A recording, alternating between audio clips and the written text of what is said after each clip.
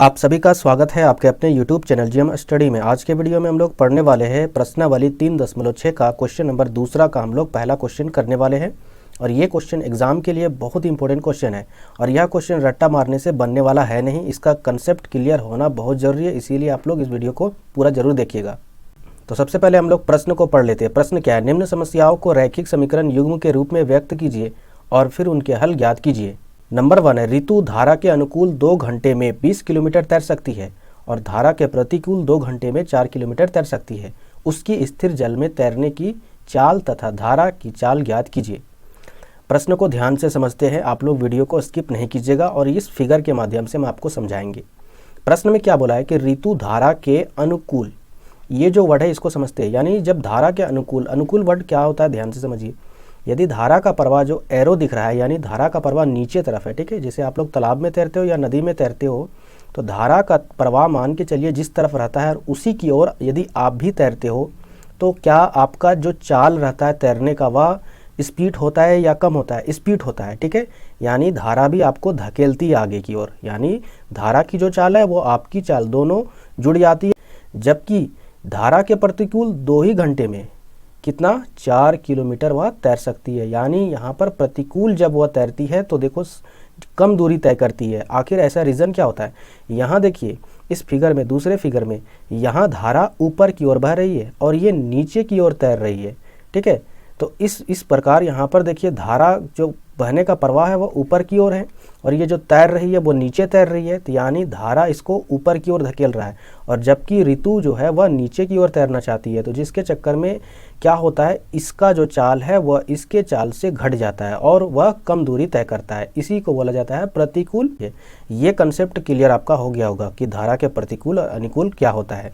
आगे हम लोग समझते हैं इस प्रश्न को बनाएंगे कैसे। तो सबसे पहले क्या करेंगे, जो हमको निकालने के लिए बोला गया है उसको x और y मान लेंगे। तो यहाँ पर देखिए निकालने के लिए क्या बोला गया है, स्थिर जल में तैरने की चाल, उसको x मान लेना है। किसका? माना कि ऋतु की स्थिर जल में तैरने की चाल x किलोमीटर प्रति घंटा।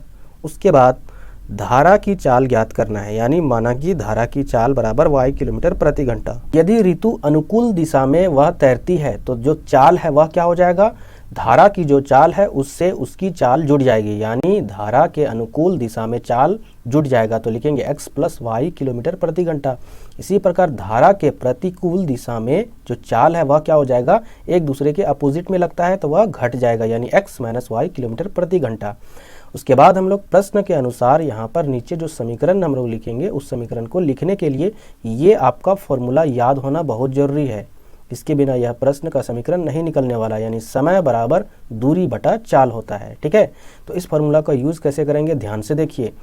ऋतु धारा के अनुकूल 2 घंटे में, यानी घंटा ये समय है, 20 किलोमीटर ये दूरी है, ठीक है। तो यहाँ पर नीचे लिखेंगे समय क्या है, तो 2 घंटा है बराबर दूरी क्या है 20 किलोमीटर बटा चाल। अब ध्यान से समझिए, यहाँ पर अनुकूल दिशा में चल रहा है तो उसकी चाल क्या हो जाएगी, x प्लस वाई। तो लिखेंगे यहाँ पर x प्लस वाई। इसके बाद हम लोग यहाँ पर नीचे कुछ नहीं तो 1 लिखेंगे, ये क्रॉस मल्टीप्लिकेशन करेंगे तो हो जाएगा 2x प्लस 2y बराबर, ये 20 1 से गुना होगा तो हो जाएगा 20 एकम 20। इसके बाद यहाँ से देखिए यहाँ भी 2 है, यहाँ भी 2 है, 2 कॉमन निकाल लेंगे तो बचेगा क्या, x प्लस वाई बराबर, यहाँ पर 20 था और 2 कॉमन निकाल लिए तो कॉमन निकाल के इधर भेज देंगे तो ये बट्टा में चला जाएगा 2, तो 2 से यह कितना बार में जाएगा 10। यानी यहाँ पर जो समीकरण बना x प्लस वाई बराबर 10, ये समीकरण नंबर 1 हो गया।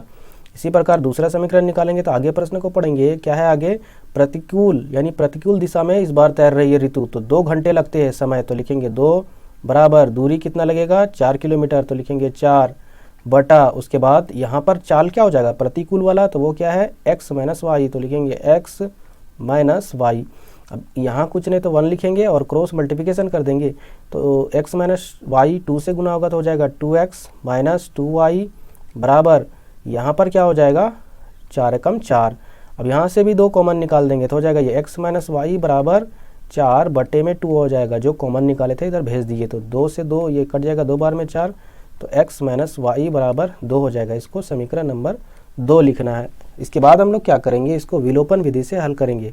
तो यहाँ पर समीकरण 1 प्लस समीकरण 2 लिखेंगे। इस प्रकार समीकरण 1 और समीकरण 2 को जोड़ेंगे तो इस समय चिन्ह चेंज नहीं होता है, समीकरण को जोड़ते समय चिन्ह चेंज नहीं होता है, सिर्फ घटाते समय चेंज होता है। तो यहाँ पर ये देखिए ये y वाला टर्म जो विलुप्त हो जाएगा, यानी घटकर 0 हो जाएगा, खत्म हो जाएगा, और x वाला जो टर्म हुआ जुड़ जाएगा, तो हो जाएगा 2x बराबर 10 और 2 कितना हो जाएगा 12।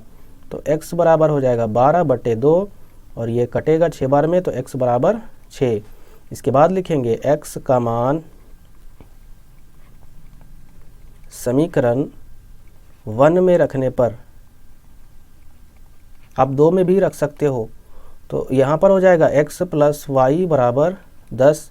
x का मान कितना है 6, तो लिखेंगे 6 प्लस वाई बराबर 10। तो y बराबर हो जाएगा 10 माइनस 6। तो y बराबर क्या हो जाएगा, 10 में 6 घटेगा तो बचेगा 4। इस प्रकार x को क्या माने थे, स्थिर जल में ऋतु की चाल बराबर x किलोमीटर प्रति घंटा माने थे। यानी x का मान क्या है 6, तो लिखेंगे 6 किलोमीटर प्रति घंटा, यह ऋतु की चाल है।